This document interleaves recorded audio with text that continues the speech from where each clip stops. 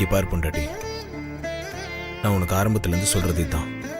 முதல்ல நடக்கும் நம்பணும். ஒன்று சேருவோன்ற நம்பிக்கை மனசுல விதைக்கணும். என் அப்பாவையே என்னால சமாதானப்படுத்த முடியாதப்போ என்னால எப்படி நம்பிக்கையோட இருக்க முடியும்? எனக்கு ரொம்ப பயமா இருக்கு பெரியயா.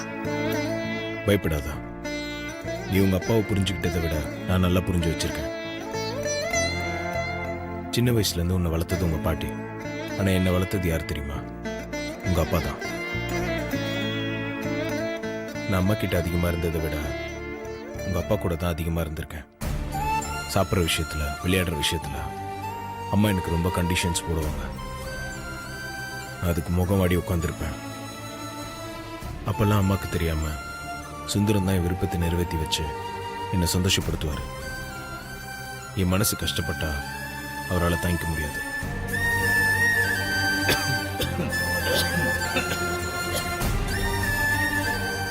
ஸோ என் மாமனார் எப்படி சமாதானப்படுத்தணும்னு எனக்கு தெரியும். நீ அதை பற்றிலாம் கவலைப்படாத. அப்புறம் மித்ரா எங்கள் பரம்பரை நகையை போட்டு காட்டுறேன்னு சொன்னால, அது நடக்காது. அம்மா முன்னாடியே மித்ரா பார்க்க எங்கள் பரம்பரை நகையை நீ தான் போட்டுக்க போற. என்ன பெரிய சொல்றீங்க? அது எப்படி நடக்கும்? நடக்கும். பூ எப்படி உன் கைக்கு வந்து சேர்ந்துச்சோ அதே மாதிரி அந்த பரம்பரை நகையும் உன் கைக்கு வந்து சேரும். கடவுள் நம்ம பக்கம் தான் இருக்காருன்னு அப்ப நீயே புரிஞ்சுப்ப. சரி, ரொம்ப நேரம் பேச வேண்டாம். என் மாமனார் முழிச்சுக்கு போறாரு. கவலைப்படாம நம்பிக்கையோட போய் தூங்கு. மற்றதெல்லாம் காலையில பேசிக்கலாம்.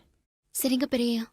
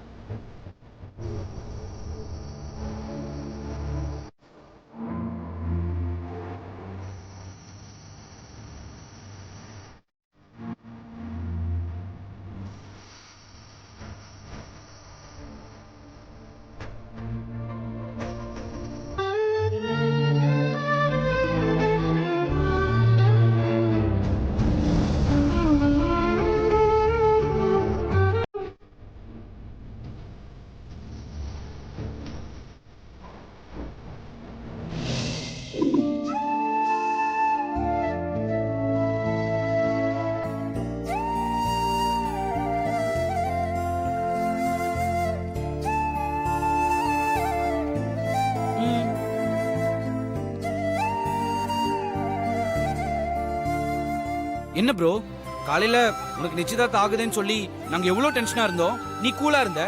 இப்போ நாங்க கூலா இருக்கோம், நீ இவ்வளவு டென்ஷனா இருக்க. என்ன? நீ வாங்கி கொடுத்த குண்டு மல்லிப்பூ கூட நிச்சயதார்த்தத்துல பார்வதிட்டு தானே போய் செஞ்சு. உன்னோட டாஸ்க்ல நீ தான் வின் பண்ணிட்ட இல்ல, அப்புறம் ஏன் இவ்வளவு டென்ஷனா இருக்க? அதானே. அந்த மித்ரா ஏன் முன்னாடியே பார்வதி கிட்ட சவால் விட்டு போறா. அந்த சவால் அவ ஜெயிக்க கூடாது. அது எப்படின்னு தான் யோசிச்சுட்டு இருக்கேன். மித்ரா அன்னிக்கிட்ட சேலஞ்ச் பண்ணாளா? அப்படி என்ன சேலஞ்ச் ப்ரோ பண்ணா? பூ வச்சு டாஸ்க் பண்ண விஷயம் அவளுக்கு தெரிஞ்சிருக்கும் போல. ஸோ அவ டென்ஷன் ஆகி பார்வதி கிட்ட வந்து, பூ உனக்கு கிடைச்சிருச்சுன்னு நினைச்சு சந்தோஷப்படாத. நாளைக்கு வீட்டில் நடக்க போற ஃபங்க்ஷன்ல மூத்த மருமகளுக்கான மரியாதை எனக்கு தான் கிடைக்கும். ஆதிக்கடவுர் பரம்பரைக்கான 7 வர்ண நகையை நான் போட்டு காட்டுறேன்னு சொல்லியிருக்கேன். நம்ம பரம்பரைக்கு சொந்தமான அந்த 7 வர்ண நகை நாளைக்கு மித்ரா கழுத்துக்கு போகக்கூடாது. மித்ரா கண்ணு முன்னாடியே அந்த நகை பார்வதி கழுத்துக்கு வரணும். பார்வதி கிட்ட விட்ட சவால்ல மித்ரா ஜெயிக்க கூடாது. அவ தோத்து போனோம். அது எப்படின்னு தான் யோசிச்சுட்டு இருக்கேன். ப்ரோ, அன்னிக்கிட்ட விட்ட சவால மித்ராவை ஜெயிக்க விடாம பண்ணிரலாம் ப்ரோ. இந்த 7 வர்ண நகைய அவ கழுத்துல போடாம கூட பண்ணிரலாம். அது எப்படி அன்னி கழுத்துல போட முடியும்? அதுக்கு வாய்ப்பே இல்லையே. எதை வச்சு பார்வதி அந்த நகையை போடுறதுக்கு வாய்ப்பு இல்லைன்னு சொல்ற அருண்? ஷாம், 7 வார நகைங்கிறது எங்களோட பரம்பரை நகை.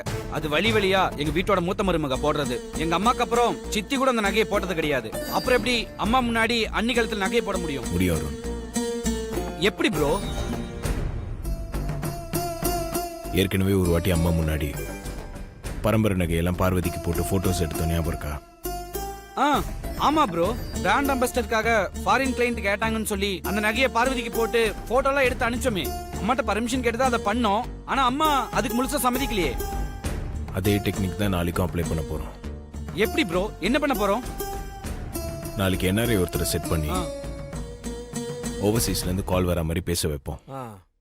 பிராண்ட் அம்பாசிடர் பார்வதிக்கு வேற ஒரு கெட்டப்ல பரம்பரை நகையெல்லாம் போட்டு ஸ்டில்ஸ் எடுத்து அனுப்பி வைங்கன்னு சொல்ல வைப்போம். Super idea bro.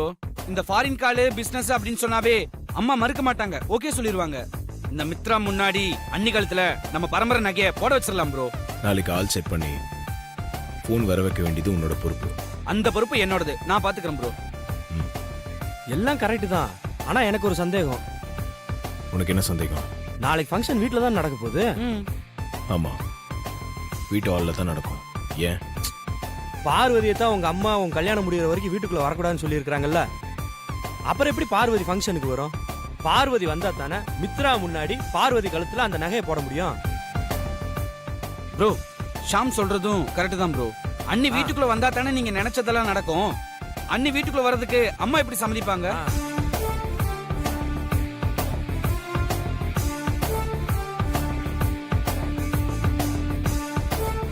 பார்வதி வீட்டுக்குள்ள வர வைக்கிறதுக்கு நான் ஒரு ஐடியா பண்றேன். அதை பத்தி நீங்க கவலைப்படாதீங்க. நீ ஃபோன் பேசுறதுக்கு மட்டும் ஒரு ஆள் ரெடி பண்ண. ஓகே ப்ரோ, அதை நான் பாத்துக்கிறேன். ஆதி, பார்வதி எப்படி வீட்டுக்குள்ள கூப்பிட்டு வர போற?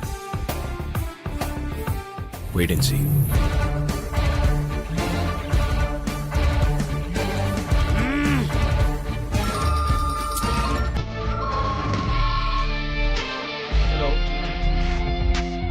ஆதி என்ன பண்ண போறான்னு தெரியலையே.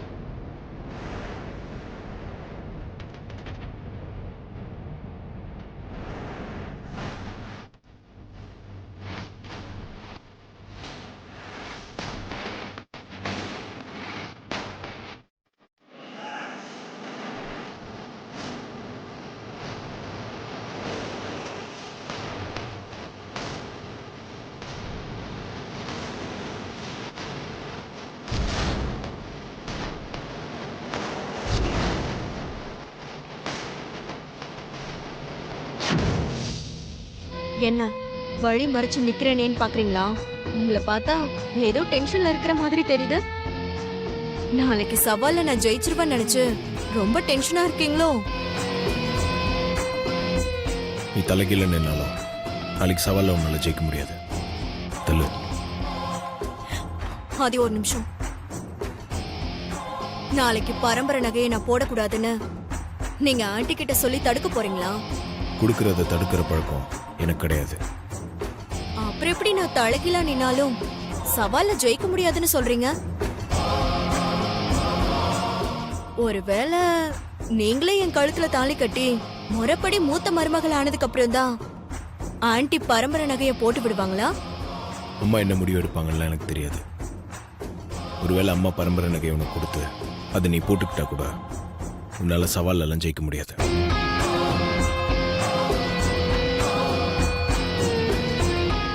ஒரு நிமிஷம் ஆதி. என்ன? நான் பரம்பரை நகைய போட்டு காட்டணுங்கிறது தானே என்னோட சவாலே. அப்படி இருக்கும்போது நான் நகைய போட்டு காட்டினா கூட சவால்ல ஜெயிக்க முடியாதுன்னு சொல்றீங்க. என்ன நான் ஜெயிக்க போறத நினைச்சு புத்தி வேலை செய்யலையா என்ன? எனக்கு புத்தி நல்லா தான் வேலை செய்யுது. உனக்கு தான் சரியா வேலை செய்யலன்னு நினைக்கிறேன். அதான் போட்ட சவால் என்னன்னு மறந்துட்டு பேசிட்டு இருக்கேன். நான் ஒண்ணு சவாலை மறந்துட்டு பேசலையே. நீங்க தான் ஜெயிக்க முடியாதுன்னு தெரிஞ்சு உளறிட்டு இருக்கீங்க? நான் உளரல. நீ போட்ட சவால் என்ன? பார்வதி கண்ணு முன்னாடி பரம்பரை நகையை போட்டு காட்டுறேன். ஆமா. அம்மா தான் பார்வதி வீட்டுக்குள்ள வரக்கூடாதுன்னு சொல்லியிருக்காங்கல்ல. நாளைக்கு பார்வதி வீட்டுக்கு வரமாட்டா. அப்புறம் எப்படி சவாலை நீ ஜெயிப்ப?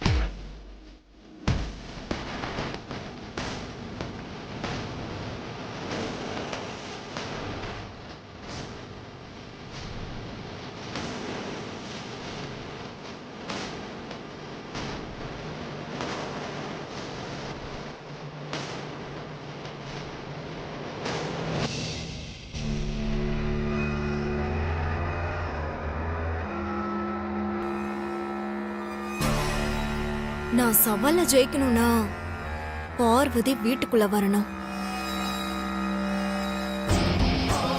ஆமா, அவ வீட்டுக்குள்ள வரணும். அகிலாண்டீஸ்வரியோட மூத்த மருமகளா எனக்கு கிடைக்கிற மரியாதையெல்லாம் பார்த்து அவ ஏங்கணும்.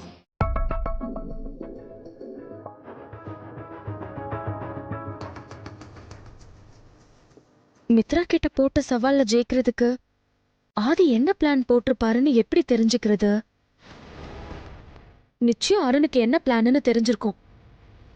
ஆனா அருண் கிட்ட இருந்து அந்த பிளான் என்னன்னு நாம எப்படி தெரிஞ்சுக்கிறது?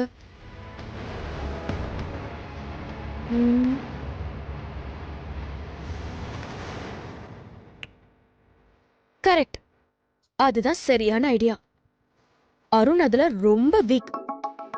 எப்படியாவது அருணை கழுத்து ஆதியோட பிளான் என்னன்னு தெரிஞ்சுக்க வேண்டியதுதான்.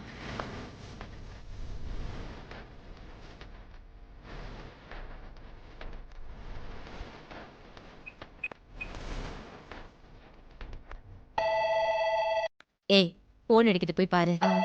போய் பாரு. ஹலோ. நான் சொல்றதெல்லாம் கொஞ்சம் கவனமா கேட்டுக்கோங்க.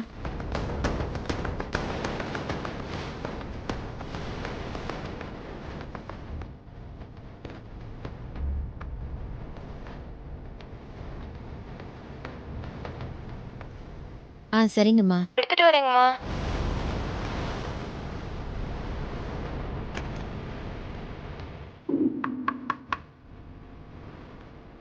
டோர் ஓபன்ல தான் இருக்கு, வாங்க.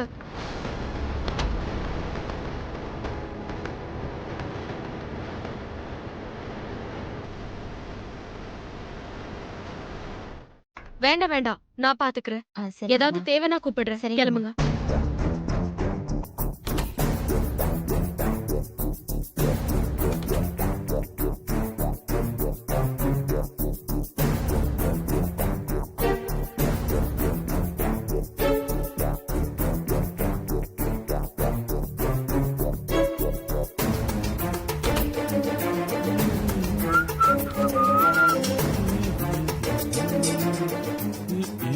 ஐசு, வா, உனக்காக தான் வெயிட் பண்ணிட்டு இருக்கேன்.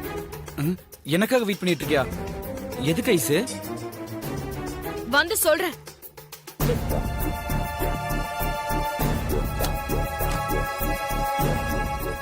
வந்து சொல்றாளா?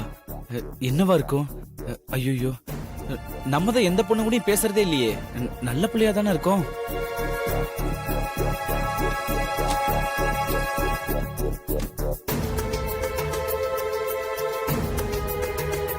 என்னவா இருக்கும்?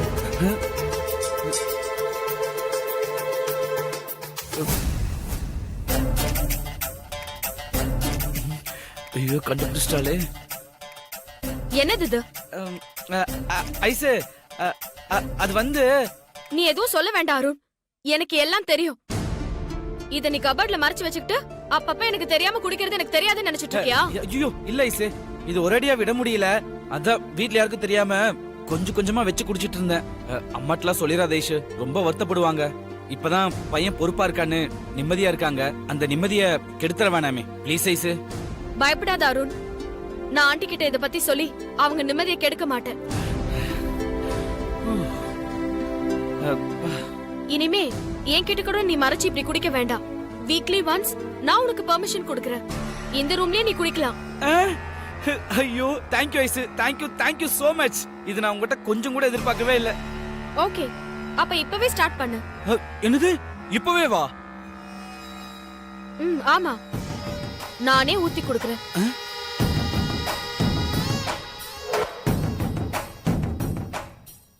அருணே, என்ன அருணே திடீர்னு இவங்கிட்ட சேஞ்சஸ் தெரியுது.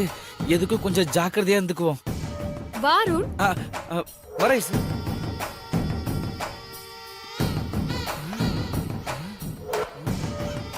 என்ன ஐஷு, எல்லாமே பக்கவா ரெடி பண்ணி வச்சிருக்க போல இருக்க. எல்லாம் உனக்காக தான். சாப்பிடு.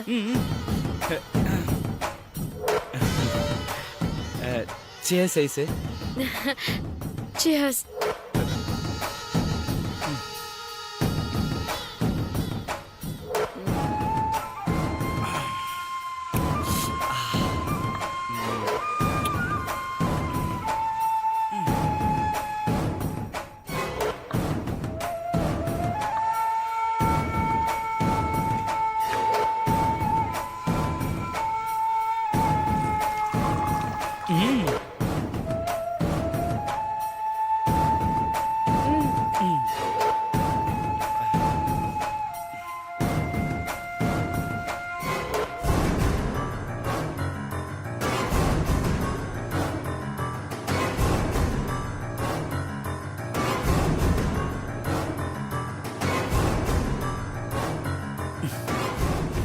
ஐசு, ஒன்னு சொல்லட்டுமா?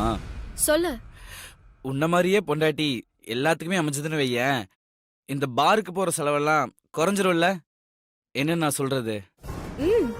கரெக்ட் தான். நீ குடி. Because it's true.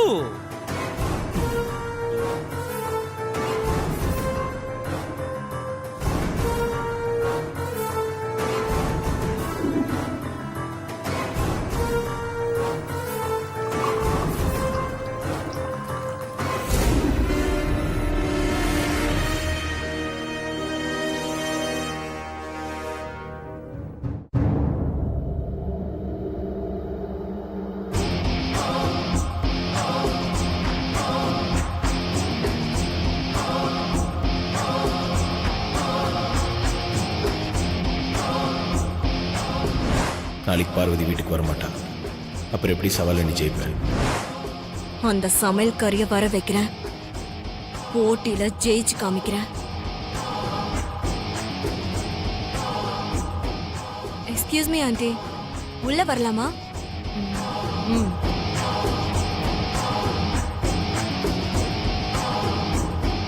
உட்காரு. Thank you aunty.